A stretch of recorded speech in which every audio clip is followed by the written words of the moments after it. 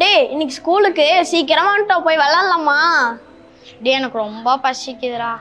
காலை உணவு திட்டத்தில் இன்னைக்கு உப்புமா போடுறாங்கடா. வாடா முதல்ல போய் சாப்பிட்லாம். சரி வாடா, சாப்பிட்டு விளாட்லாம்.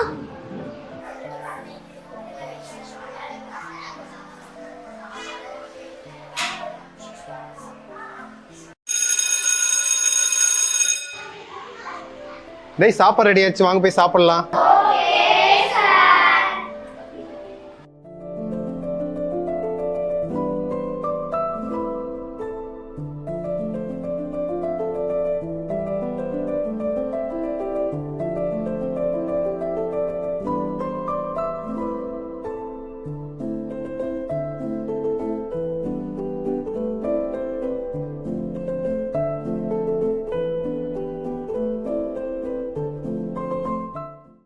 டே சாப்பாடு ரொம்ப சூடா இருக்குடா. ஆறுனக்கு அப்புறம் பொறுமையா சாப்பிடுறா.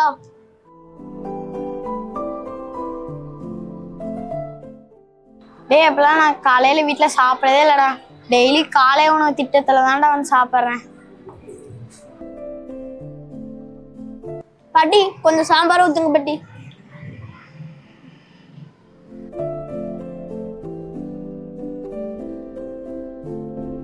சூடா இருக்கறனால வேர்க்குதுடா. சாப்பிட்டக்கு அப்புறம் போய் ஃபேன் அடியில் உட்காரலாம்டா. அப்பதான்டா வேறு வேலாம் போகும். சரிடா.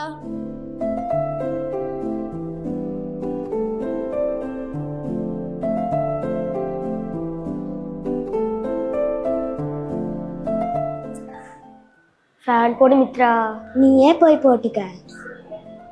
ஏய் உன் ஃப்ரெண்டுக்காக இது கூட போட்டியா?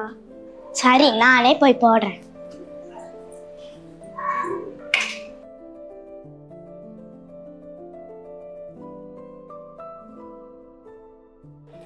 ஏன் மித்ரா இன்னைக்கு ஷடவுன், கரண்ட் வராது.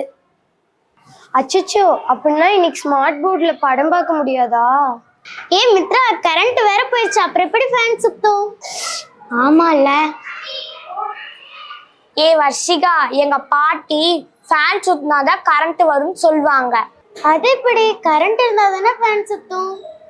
ஹே நிஜமா, எங்க ஊர்ல ஃபேன் சுத்தினாதான் கரண்ட் வரும். ஏ நீ பொய் சொல்ற. Good morning students, sit down.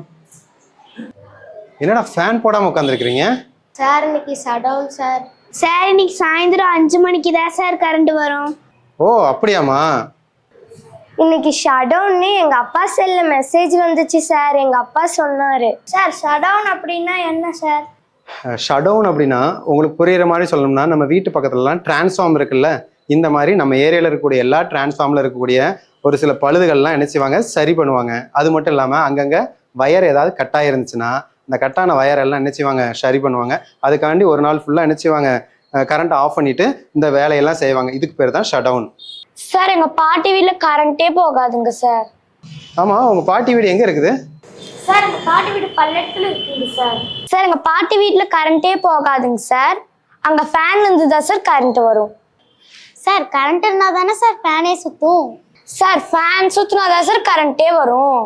Current இருந்தாதான் ஃபேன் சுத்தும். இல்ல ஃபேன் சுத்தினாதான் கரண்டே வரும். இல்ல கரண்ட் இருந்தாதான் ஃபேன் சுத்தும். இல்ல ஃபேன் சுத்தினாதான் கரண்ட் வரும். இருங்க நீங்க ரெண்டு பேர் சொல்றதுமே கரெக்ட் தான். மை வெர்ஷன் சொன்ன மாதிரி ஃபேன் சுத்தினாதான் கரண்ட் வரும். ஆனா அதுக்கு பேர் ஃபேன்னு சொல்லக்கூடாது, காற்றாலைன்னு சொல்லணும். தமிழ்நாட்டுல பல்லடம், ஆரல்வாய்மொழி, கயத்தாறு, உடுமலைப்பேட்டை போன்ற இடங்கள்ல காற்றாலை அதிகமா இருக்குது.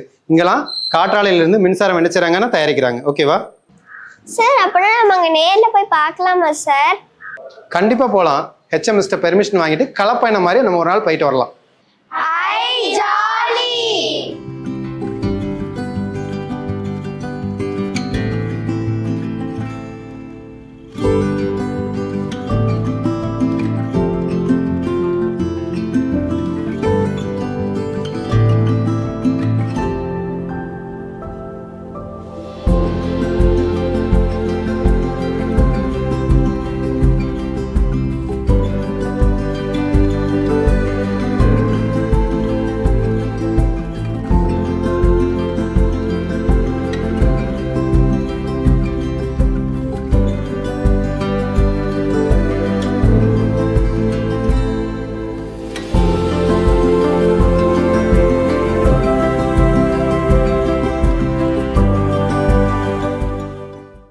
குவியலாக இருக்கக்கூடிய இடத்துல காற்று படும்போது சுத்த ஆரம்பிக்குதான். இப்போ அந்த காற்றோட வேகம் அதிகமாச்சுன்னா என்ன ஆகும்? இது வேகம் அதிகரிக்குமா? அதிகரிக்கும் போது என்ன ஆகும்? இதுலேருந்து கொடுக்கக்கூடிய அவுட்புட்டும் அதிகமாக இருக்கும். அதிகமாக இருக்கும் பட்சத்தில் காற்று வேகமாக அடிக்குது. இதே பிரின்சிபல் அதுலேயும் அது நடக்கும்.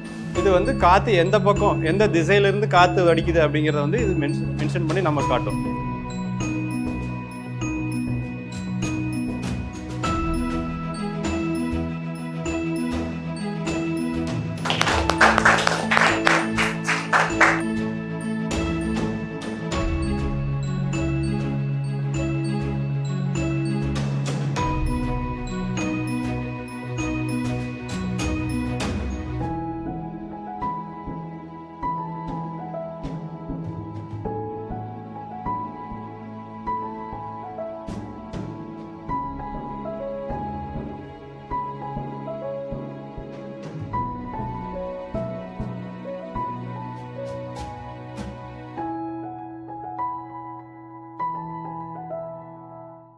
ஐயோ எவ்வளோ பெரிய ஃபேன்! அவ்வளோ பெரிய ஃபேன் எப்படிடா சுத்துது? ஃபேன் எவ்வளோ பெருசா இருக்குன்னா சுவிட்ச் எவ்வளோ பெருசா இருக்கும்?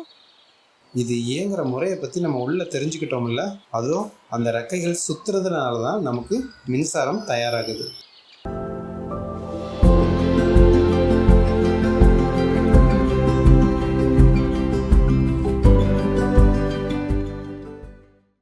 சொல்லுமா. சார் எங்கள் வீட்டு மொட்டை மாடியில் காற்றுலலாம் பயங்கரமாக அடிக்கும் சார். காய்ச்சல் எங்கே வைக்கலாமா சார்? இல்லைம்மா, இந்த மாதிரி ஒரு காற்றாலை நிறுவனம் அப்படின்னா நமக்கு வளமான காற்றோட்டம் இருக்கிற இடம் தேவை. அது நம்ம தமிழ்நாட்டில் 2 இடங்கள்ல இருக்குது. ஒன்று பாலக்காட்டு கணவாய், இன்னொன்று ஆறாள்வாய்மொழி கணவாய்.